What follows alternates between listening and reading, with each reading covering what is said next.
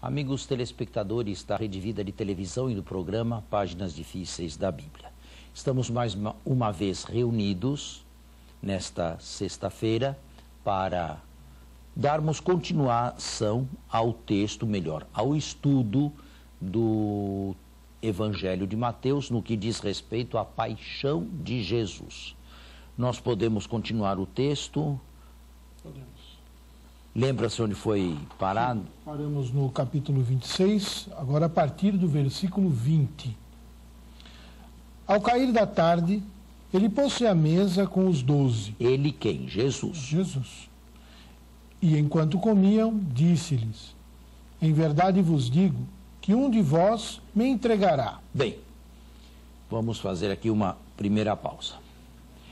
Vejam, notem em primeiro lugar a cronologia de Mateus. Mateus já começou a ser cronológico alguns versículos antes, mais precisamente no início deste capítulo, 2 dias antes da Páscoa.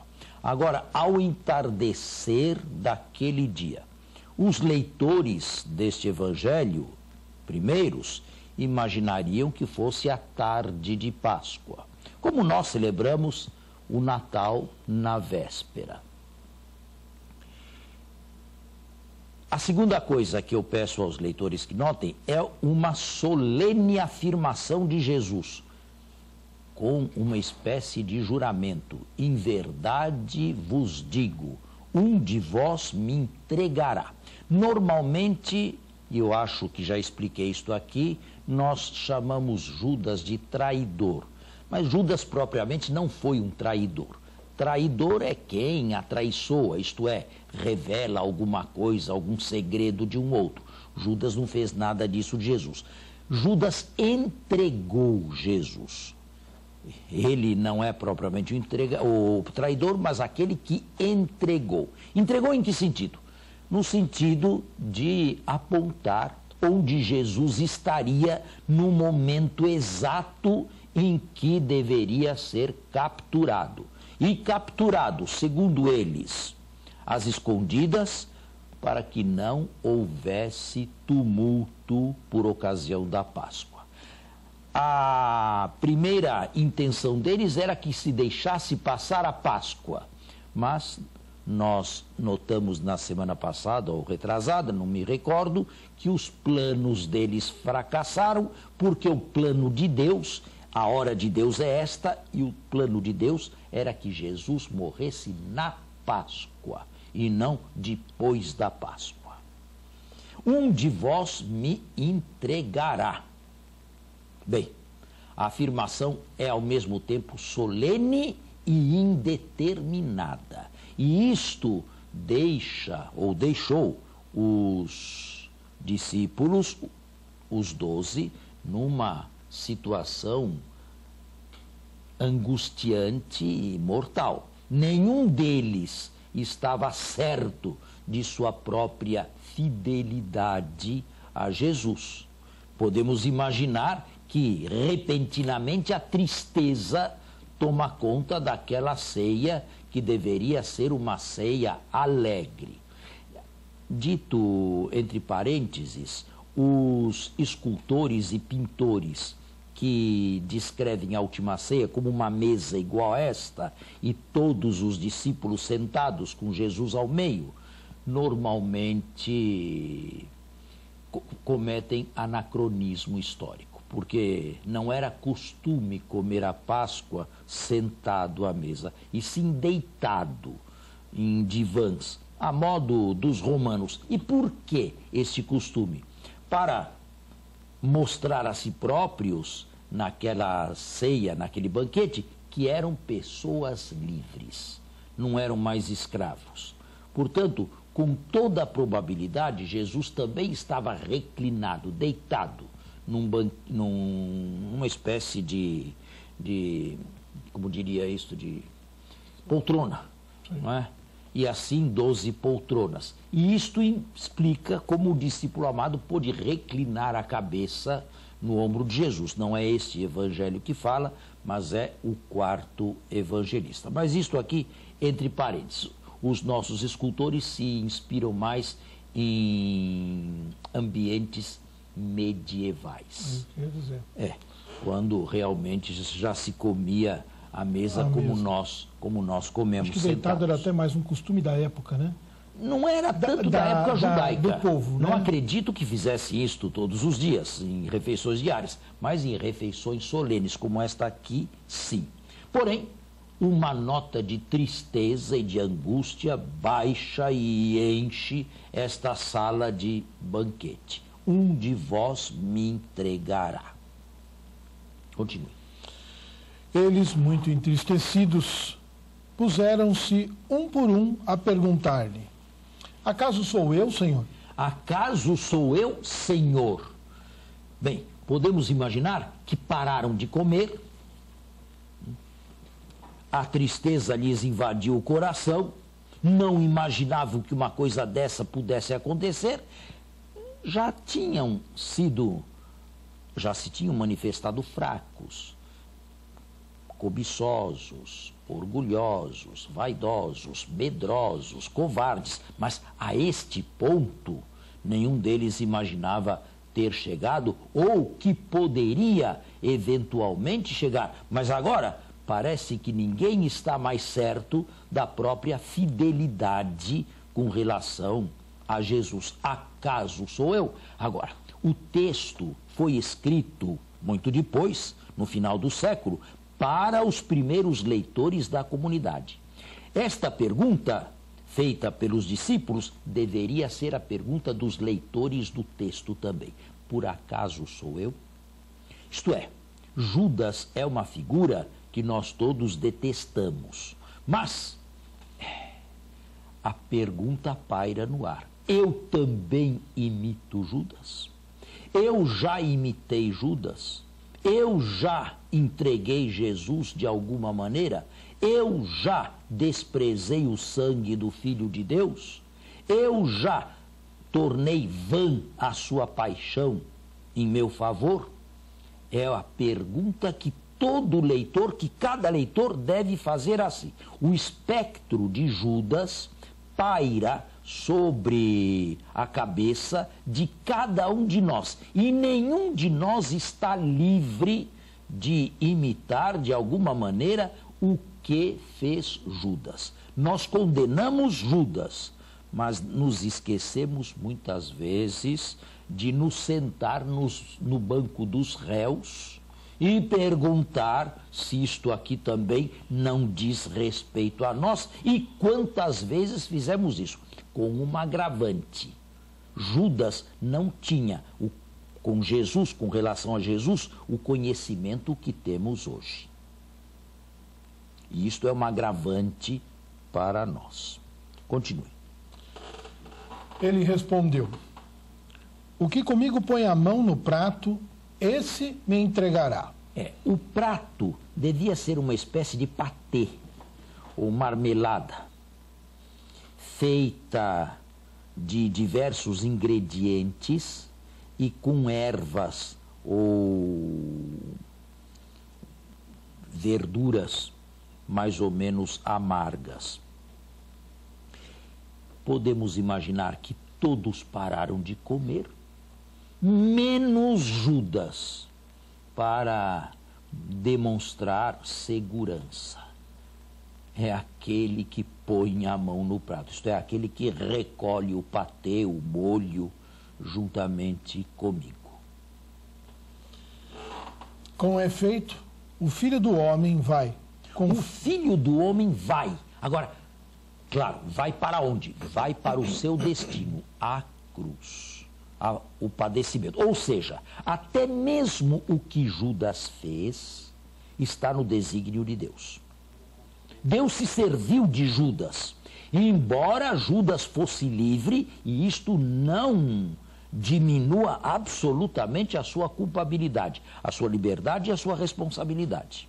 O Filho do Homem vai, conforme está escrito a seu respeito, mas ai daquele homem por quem o Filho do Homem for entregue.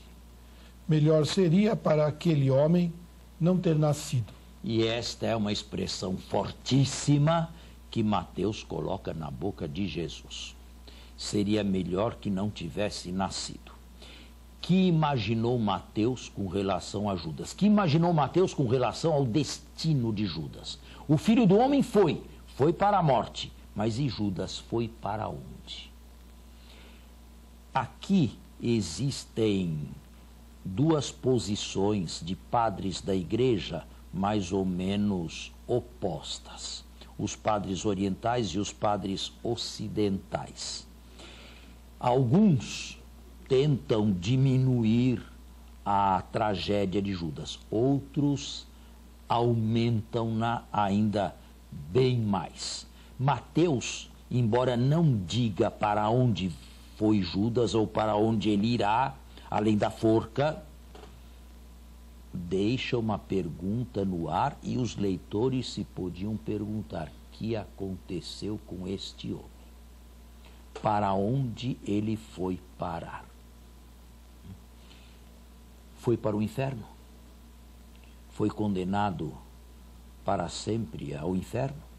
Mateus não diz explicitamente, mas não deixa de insinuar um destino trágico. Temos ainda algum tempo para o primeiro momento? Não, vamos ter que fazer o intervalo agora e continuamos. Estamos de volta. Acho que a perícope não terminou ainda, não? Não, ainda não. Temos um versículo último. Então Judas, seu traidor, perguntou: porventura sou eu, Rabi? Jesus respondeu: tu o dizes. Vejam que os outros discípulos perguntaram a Jesus a mesma coisa, chamando-o Senhor. Judas é o único que não o chama Senhor, Rabi. Os leitores estarão lembrados de que Jesus havia proibido este título no meio da comunidade. A ninguém deveis chamar Rabi, meu mestre. Um só é o vosso mestre. Judas aqui se afasta do grupo que o chama Senhor e o apostrofa com um título que Jesus, os leitores recordam-se, repito, havia proibido que fosse usado. Bem, é uma pergunta cínica, não é? Uma pergunta escandalosa. Judas aqui parece um celerado. Não há qualificativo para uma pessoa dessa aqui. A resposta de Jesus, tu o dizes, é uma resposta elíptica, mas na sua elipse é afirmativa. A realidade está na tua boca, a verdade está na tua boca. Bem, o evangelista vai ainda falar de Judas e do seu trágico final mais adiante. Mas, repito, os leitores deste evangelho deveriam colocar-se nos panos dos discípulos e se perguntarem constantemente: por acaso já traí? Por acaso já entreguei? Por acaso desprezei? Por acaso fiz eu também isto que condeno no outro? Judas é uma figura paradigmática a não ser imitada. Mas, infelizmente, são muitos aqueles que, consciente ou inconscientemente, a imitam ao longo da história do cristianismo. Vamos para a frente. Enquanto comiam, Jesus tomou um pão e, tendo-o abençoado, partiu e, distribuindo aos discípulos, disse: tomai e comei, isto é o meu corpo. Tá bem. Vejam os telespectadores que os sinóticos, o evangelista Mateus, se desinteressa inteiramente pela Páscoa. Não fala do Cordeiro Pascal, não fala das perguntas que deveriam ser feitas e respondidas pelo chefe da família ou o chefe daquela comunidade, não tocam em absolutamente nada do que se referisse à Páscoa. Ao que tudo indica, este texto aqui já se ressente fortemente do uso da comunidade mateana. Ou seja, a comunidade mateana parece que não se interessava mais pela Páscoa judaica. E então, não é o caso de descrever o cordeiro pascal, o modo como se comia esse cordeiro, as taças de vinho, as perguntas, as respostas, tudo isso, o que nós temos aqui diante dos olhos, esta perícope, parece que se ressente já de uma liturgia que a comunidade realizava. A comunidade de Mateus deixou de lado, ou terá já deixado de lado, no final do século, a Páscoa judaica, perdeu completo interesse a Páscoa judaica, a libertação do Egito, para se concentrar em algo novo que Jesus fez. E qual foi esse algo novo que Jesus fez? Ela leu a primeira parte. Tomou um pão e, dando graças, partiu e distribuiu aos discípulos, dizendo: isto é o meu corpo. Bom, é claro que aqui há um contencioso enorme entre nós católicos e os reformadores. Aliás, Lutero ainda aceitou a transubstanciação. Lutero, sim. Calvino já não, nem Zwinglio. E depois a reforma evoluiu nesta linha aqui. Mateus terá pensado em transubstanciação? Não, eu acredito que não. Isto aqui seria anacrônico jogar para o primeiro século. Esta comunidade tinha a consciência da Eucaristia que nós temos hoje? Bem, eu acho que ela estava bem evoluída.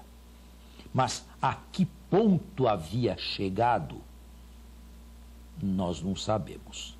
Claro que a palavra transubstanciação é uma palavra que se ressente da filosofia aristotélica, mudança de substância, e isto não podemos de forma alguma jogar sem mais para o século I.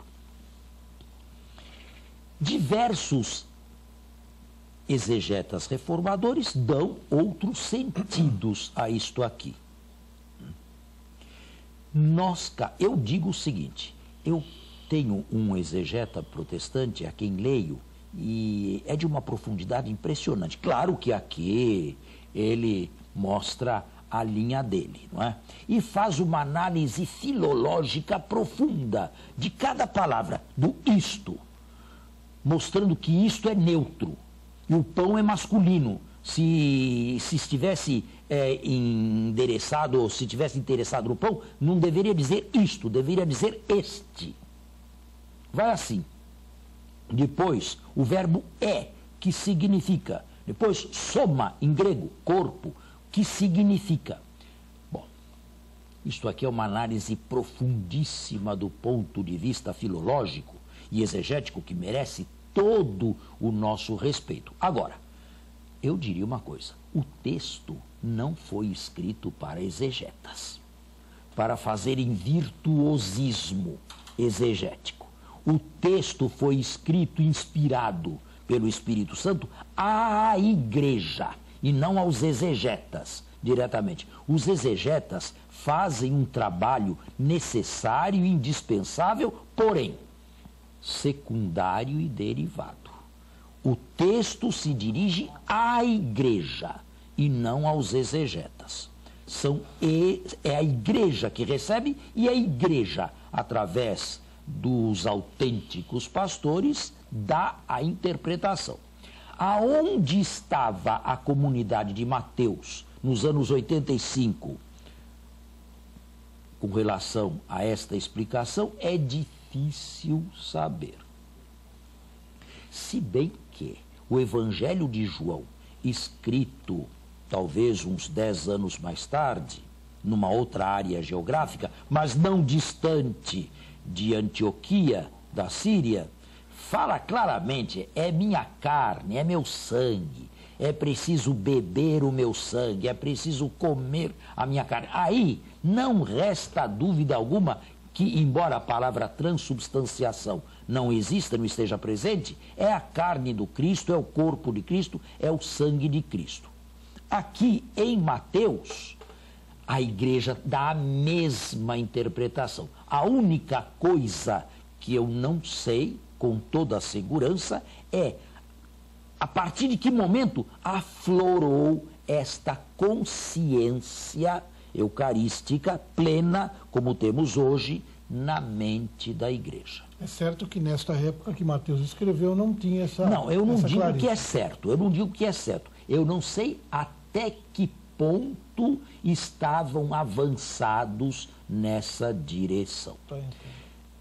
É sintomático dizer a este propósito, embora saia um pouco do texto, que o Novo Testamento não nos chama a nós, padres, de sacerdotes. Em nenhum momento, nenhum livro do Novo Testamento. Por quê? Porque sacerdote e sacrifício são dois vocábulos correlatos, onde há um, há outro também. Se houver sacrifício, haverá quem o ofereça, o sacerdote. Se não houver sacrifício, não haverá quem o ofereça, não haverá sacerdote.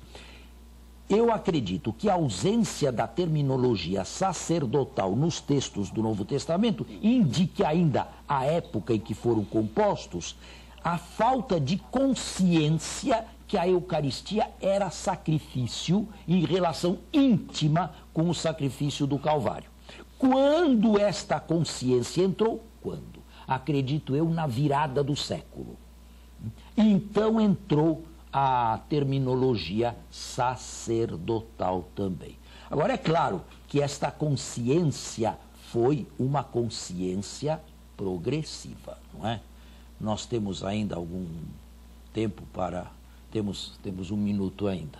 Não é? Foi uma consciência que se foi tomando progressivamente. Isto eu aceito. Agora, que Jesus não quisesse dizer isto, bem, a igreja recebeu assim, e o texto foi escrito a ela, não a meia dúzia de teólogos que se debruçam sobre línguas hebraicas e dicionários. E bem, não foi para estes, não é? Continue. Depois tomou um cálice e, dando graças, deu-lhe, dizendo: bebei dele todos, pois isto é o meu sangue, o sangue da aliança, que é derramado por muitos para a remissão dos pecados. As palavras pronunciadas sobre o vinho são bem mais profundas que as sobre o pão. Entre as palavras do pão e do vinho, os exegetas costumam normalmente colocar a ceia, o momento da ceia propriamente.